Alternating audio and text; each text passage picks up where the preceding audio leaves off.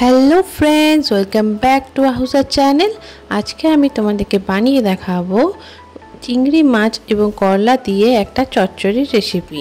খুবই সহজ একটি রেসিপি, চলো তাহলে দেখে নেওয়া যাক। এটি বানানোর জন্য সবার প্রথমে এখানে আমি মশলা নিয়ে নিয়েছি। এখানে সরিষা এক চামচ নিয়েছি, ধনে এক চামচ নিয়েছি, জিরে আর এখানে দুটো শুকনো লঙ্কা। এগুলোকে আমি একটা মিক্সচার গ্রাইন্ডারে পেস্ট করে নিয়েছি এবং এখানে নিচে একটু করলাগুলোকে এইভাবে টুকরো করে নিয়েছি। এদিকে আমি একটা পাত্রের মধ্যে তেল দিয়ে দিচ্ছি, কিছুটা পরিমাণ সরিষার তেল দিয়ে দিলাম। এটা গরম হয়ে এলে আমি এর মধ্যে দিয়ে দেব শুকনো লঙ্কা কুচো। শুকনো লঙ্কাগুলো একটু ভেজে নিয়ে তার মধ্যে আমি দিয়ে দিচ্ছি পেঁয়াজ কুচি। পেঁয়াজটাকে একটু ভালোভাবে নেড়ে চেড়ে নিতে হবে। 2 মিনিট এইভাবে পেঁয়াজটাকে ভেজে লাল করে নিতে হবে। তারপর এক এক করে বাকি মশলাগুলো অ্যাড করতে হবে। এই রেসিপিটি খুবই সহজ এবং খুবই মজাদার হয় খেতে, ভাতের সাথে খেতে খুবই ভালো লাগে এবং খুবই তাড়াতাড়ি হয়। তোমরা অবশ্যই কিন্তু একবার বাড়িতে ট্রাই করে দেখো, তোমাদেরও আশা করি খুবই ভালো লাগবে। এখন আমার পেঁয়াজটা মোটামুটি ভাজা হয়ে গেছে। এখন আমি এর মধ্যে দিয়ে দিচ্ছি করলাগুলো কুচো করে রাখা ছিল, সেগুলো এখন অ্যাড করে দিলাম এবং পেঁয়াজের সাথে এটা ভালোভাবে একটু নেড়ে চেড়ে নেব। 2 মিনিট এইভাবে নেড়ে চেড়ে নিলে করলার মধ্যে তেতো ভাবটা অনেকটাই চলে যায়। এখন এর মধ্যে আমি অ্যাড করে দিলাম 1/2 টিস্পুনের মতো হলুদ গুঁড়ো।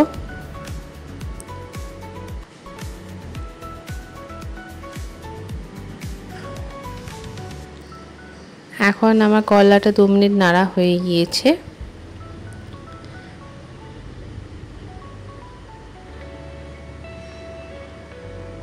এইভাবে খুবই হালকা তেলের মধ্যে এগুলো নেড়ে নিয়েছি। এখন আমি এড করে দিচ্ছি যে মশলাটা পেস্ট করে রাখা ছিল, সেটা এখন অ্যাড করে দিলাম এবং সব কিছু ভালোভাবে একটু মাখিয়ে নেব। এখন এর মধ্যে আমি দিয়ে দিচ্ছি সামান্য একটু জল।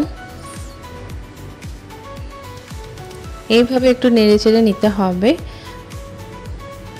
এখন আমার এটা ফুটে গিয়েছে। এখন আমি এর মধ্যে অ্যাড করে দিচ্ছি আলু। এখন এর মধ্যে আলুগুলো কুচো করে আমি অ্যাড করে দিলাম এবং সব কিছু একটু ভালোভাবে মাখিয়ে নেব।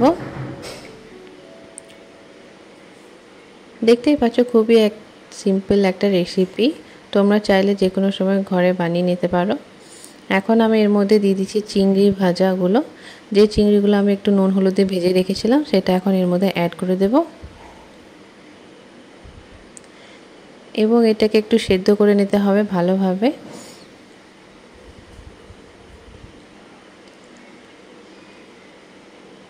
এখন এইভাবে একটু নেড়ে চেড়ে আমি এটাকে ঢাকা দিয়ে রেখে দেবো কিছুক্ষণের জন্য। তাহলে এর মধ্যে যে আলুগুলো আছে সেগুলো সব ভালোভাবে সেদ্ধ হয়ে যাবে। 5 মিনিট এইভাবে ঢাকা দিয়ে রাখার পর আমার আলুগুলো মোটামুটি সেদ্ধ হয়ে এসেছে।